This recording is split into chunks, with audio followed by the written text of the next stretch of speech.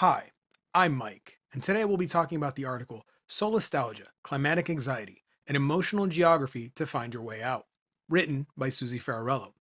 To help me do this, I've invited my friend and author of the paper in question, Susie, to explain to us the most important ideas she wants us to walk away with. Susie has studied and taught around the globe, but is currently lecturing at California State University, East Bay. Though she is well versed in philosophy in general, her primary focus tends to be on phenomenology and emotions, both of which are important to the article we are discussing here. First, let's have Susie explain to us what her article is about.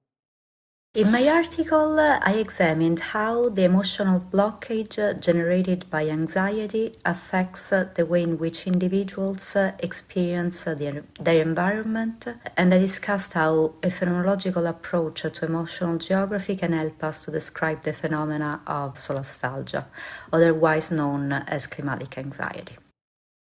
Simply put, Susie's article focuses on the phenomenon of solastalgia and how it can negatively impact the lives of those experiencing it.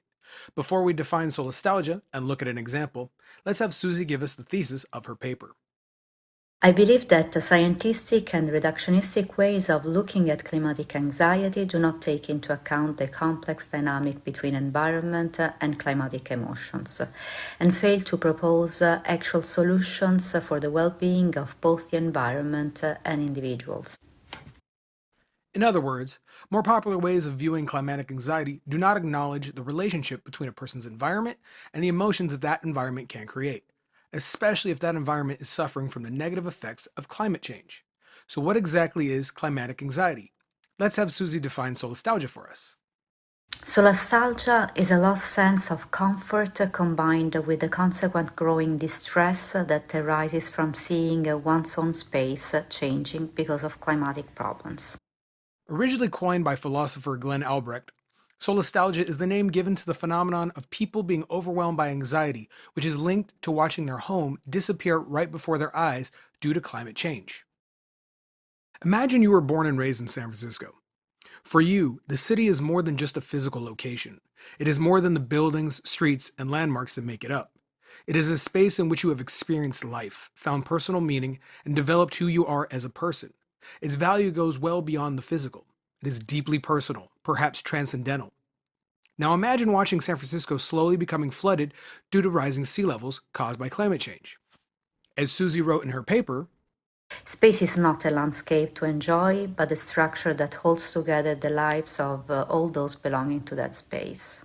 Without this structure, these lives will feel empty and amorphous.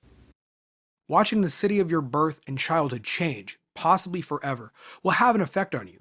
For many people, this effect is the overwhelming anxiety of solastalgia.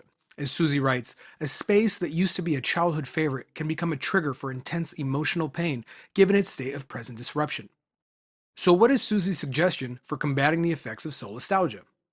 I believe that emotions need to be considered independently of cognition, as they are as important as cognitions and often influence the genetic constitution of cognitions.